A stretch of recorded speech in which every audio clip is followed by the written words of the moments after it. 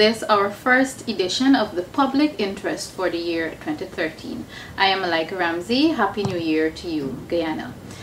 On today's program, Brigadier the Honorable David Granger, opposition leader, and I will be discussing security sector reform. Welcome, sir, and Happy New Year to you. And a Happy New Year to you, and thank you for having me on the program again. Thank you very much. Now, recently, Minister of Home Affairs, Clement Rohi, revealed more or less what is a security sector reform strategy. Now, not in so many words, a Partnership for National Unity has already come out saying that the strategy is not a serious one. Brigadier Granger, why is it not a serious strategy? First of all, we support security sector reform. And we are aware that unless the security sector is stabilized, unless businessmen feel safe, unless house owners, ordinary school children, boys and girls feel safe, this country is not going to progress, this country is not going to develop, this country is not going to attract investment in the volume that could bring about change. So we've always supported security sector reform.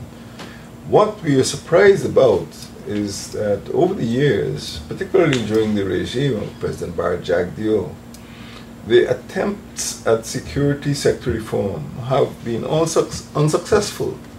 And going back to the year 2000, which is the first year after Mr. Jagdeo became president, he became president in 1999, and from the year 2000 in November, we had the first plan coming out of a group called the Simmons Group, which was funded by the British Department for International Development, DFID it's called.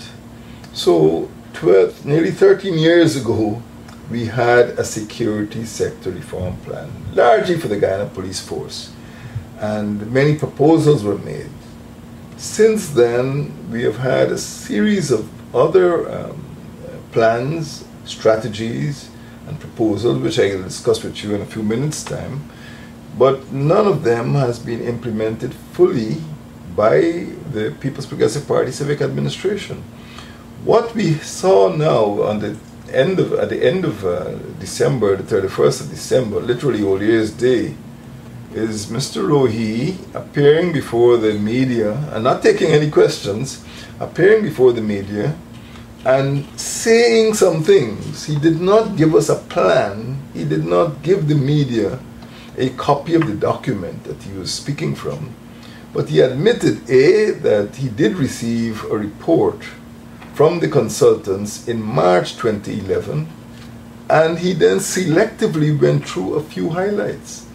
But we have not seen in the written reports of his presentation anything that could deal, any measure that could deal in a substantive manner with the serious crimes in this country, mainly narcotics trafficking, gun running, money laundering, people smuggling, and other forms of contraband.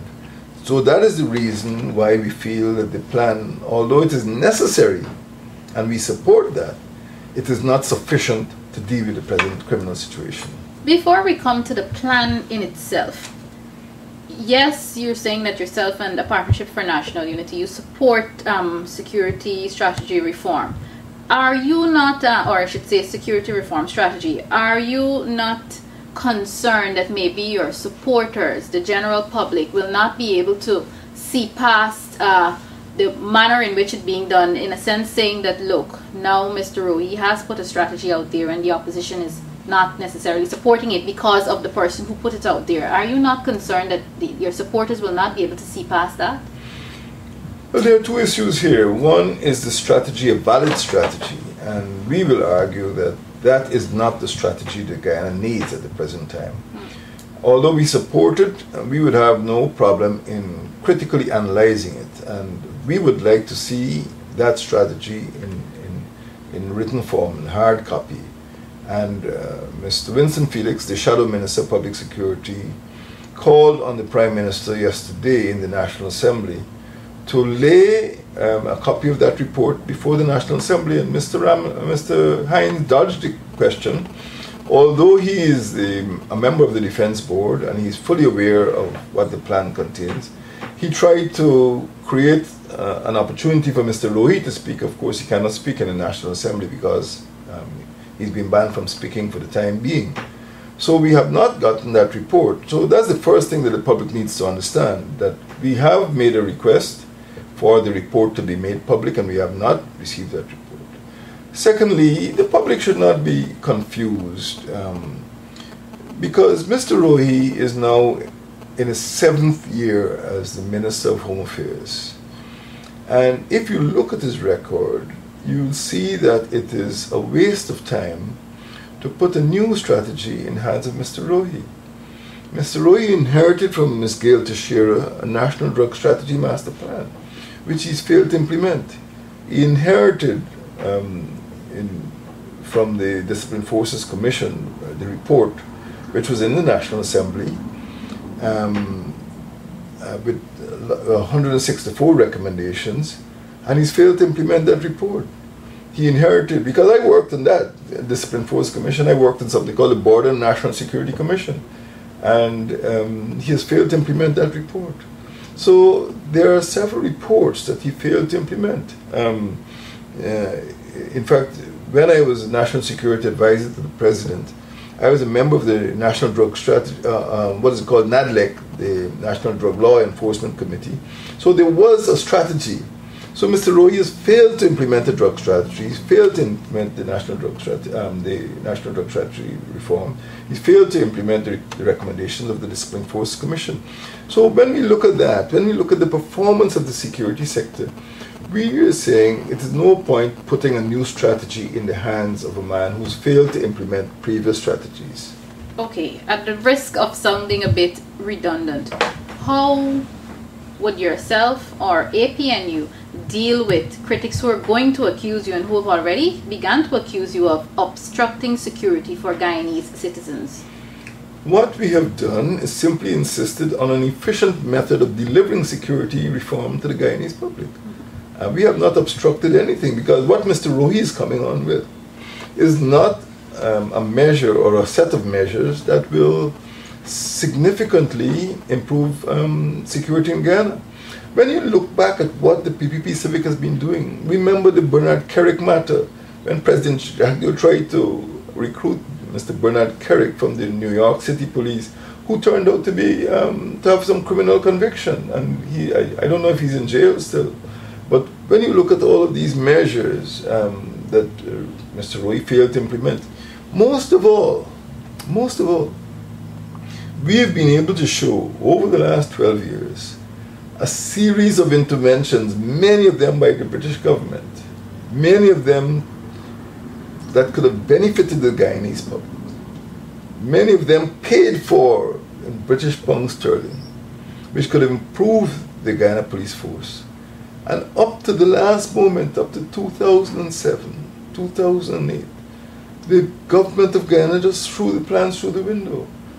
A plan which had been signed, but which had to conform to certain principles of implementation. For example, civilian oversight.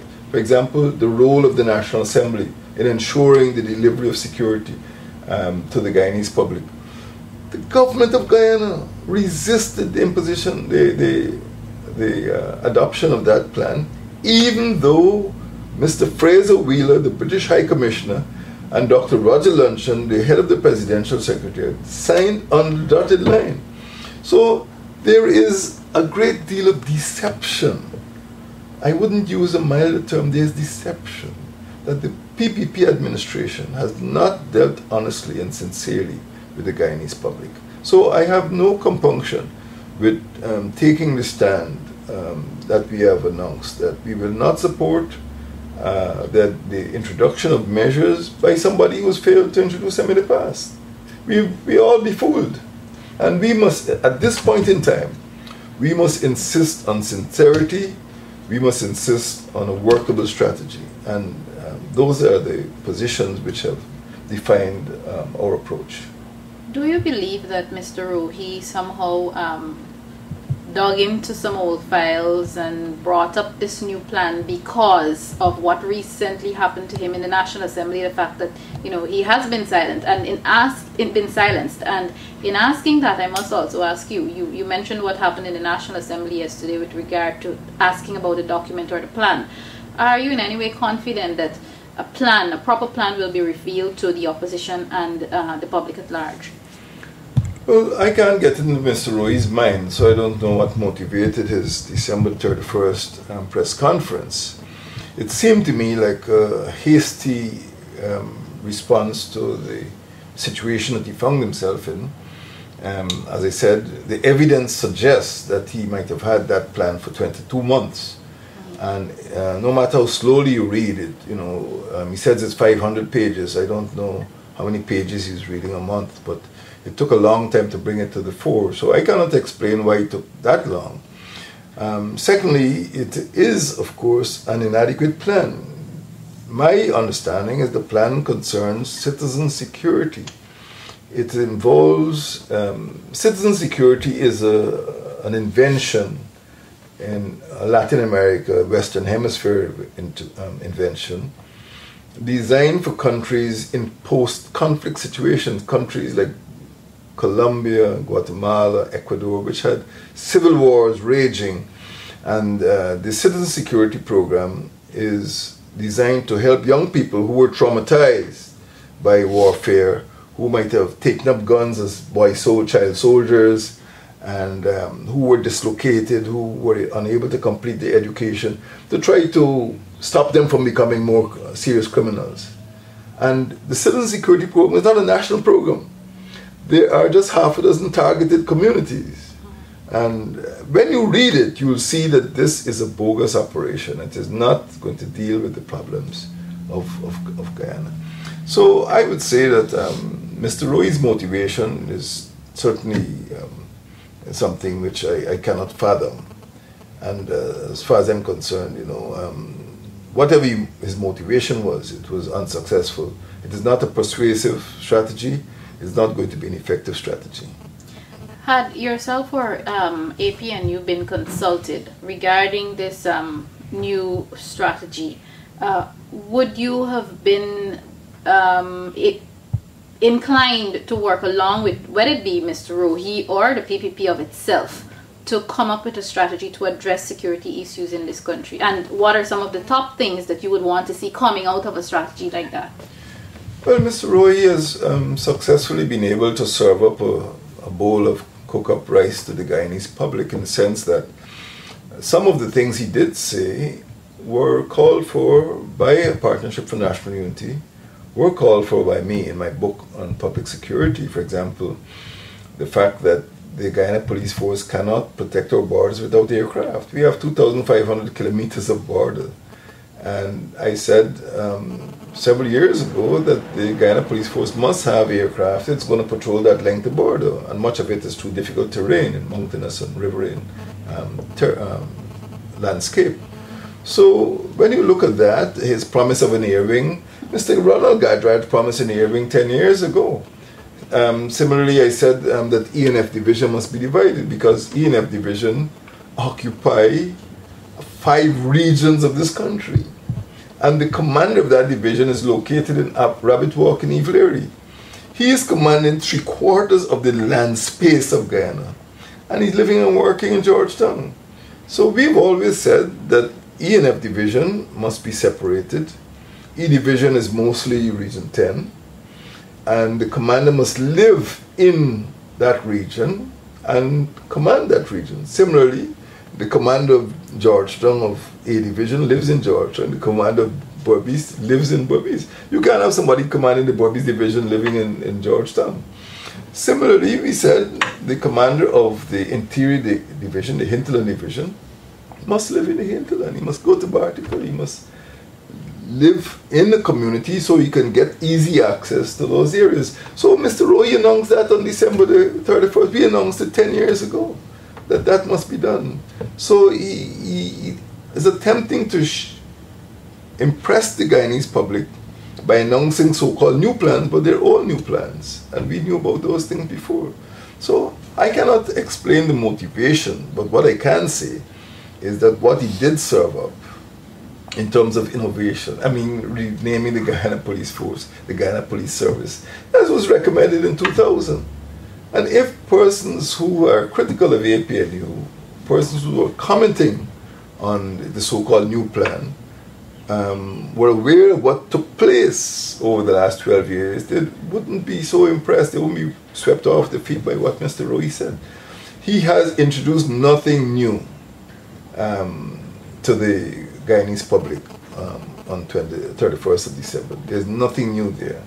And all he needs to do is implement measures which were recommended over the years, both by a Partnership for National Unity and by the British government, and we will have a higher standard of security. Okay.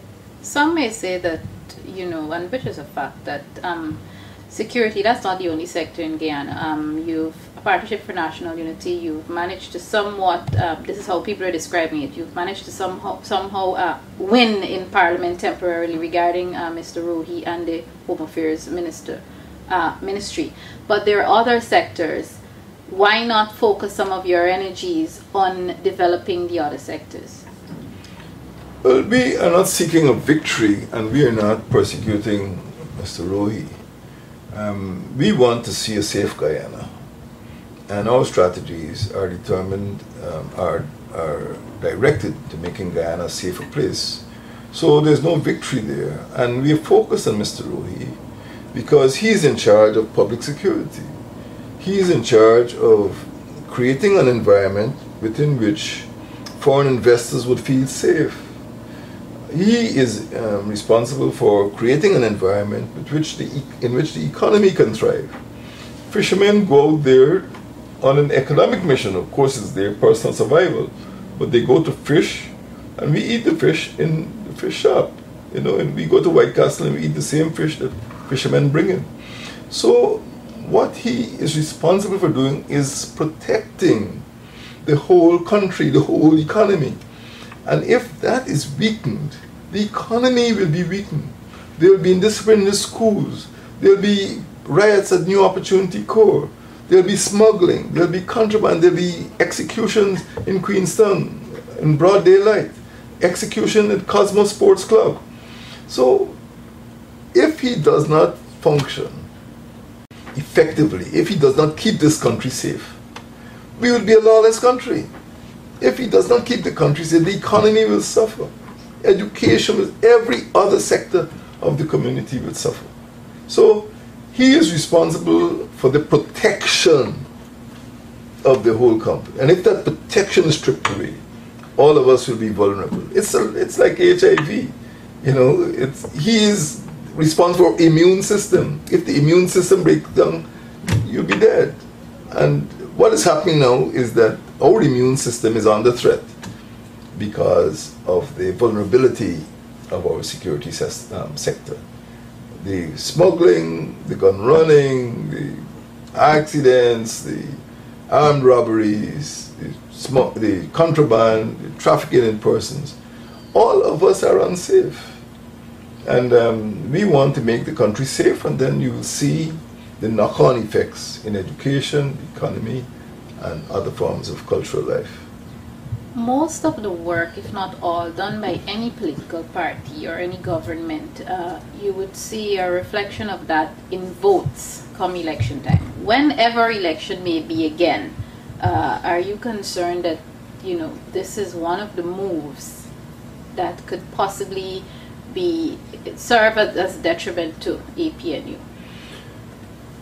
On the contrary, I feel that the population as a whole, the business community, the miners, the fishermen, householders, housewives, school children, will feel that a Partnership for National Unity is the party that is protecting their interests.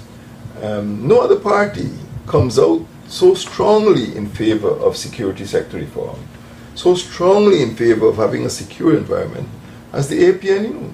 So my belief, I firmly believe that our contribution to governance, our contribution to the country, and our contribution to Guyanese life on a day-to-day basis is stronger than that of any other party. And I believe people like us for that, because housewives want to be safe, miners want to be safe, fishermen want to be safe, businessmen want to be safe.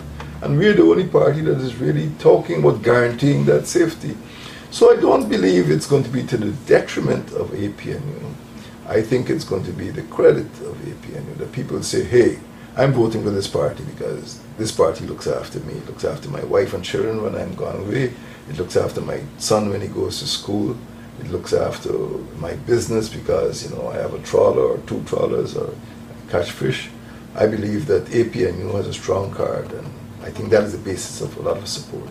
Okay, you mentioned the business community, and that's interesting because, of course, the Georgetown Chamber of Commerce also recently came out since Mr. Rohi's statements and endorsed the strategy.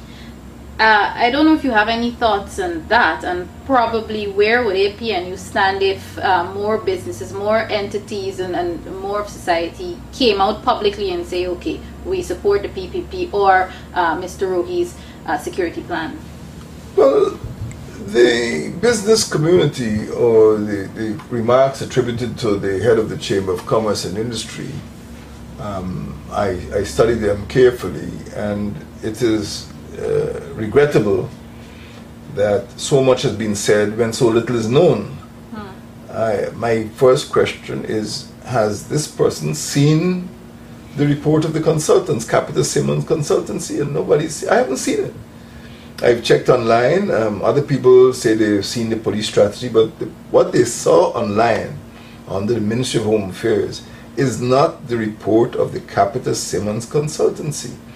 I do not know anyone. I have not met anyone. I've asked to see a copy up to Thursday, the 3rd of January, in the National Assembly. We asked for a copy of the report.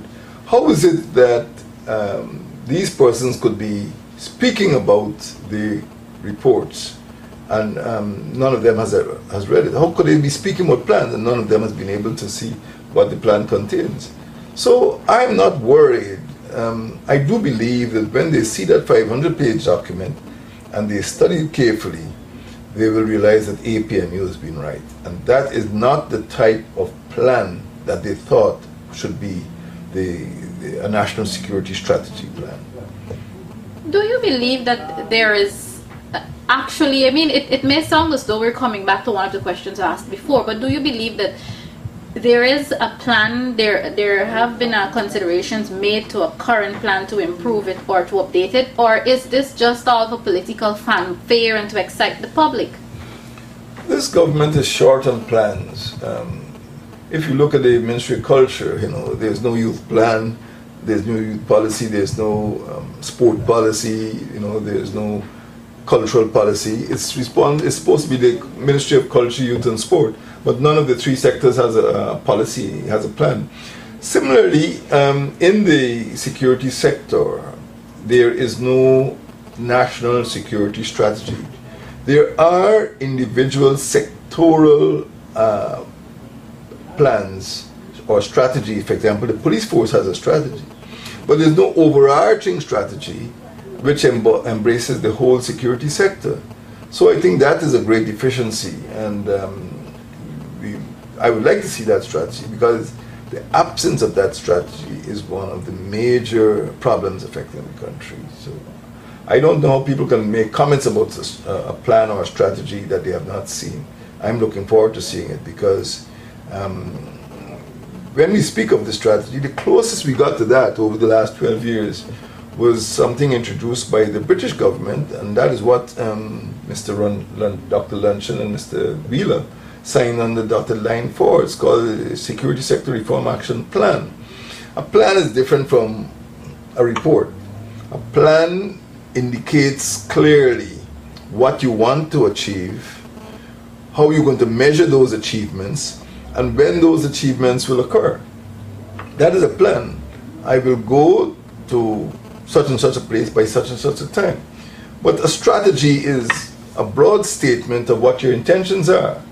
In the forthcoming future, we intend to put emphasis on motorcycles. That's different from a plan being, we will buy 10 motorcycles on Saturday the 5th of of January and issue them to C Division on the East Coast. That's a plan. Okay. Finally, sir, it's obvious that you did not get the response that you wanted in the most recent sitting of the National Assembly regarding this plan. What's next for David Granger and a Partnership for National Unity regarding the statements, the pronouncements that Minister Rohi recently made, and in terms of actually getting that document in hand, if it exists? What happened in the National Assembly on the 3rd of January was simply a question without an oral question without notice. That's what it's called in parliamentary language.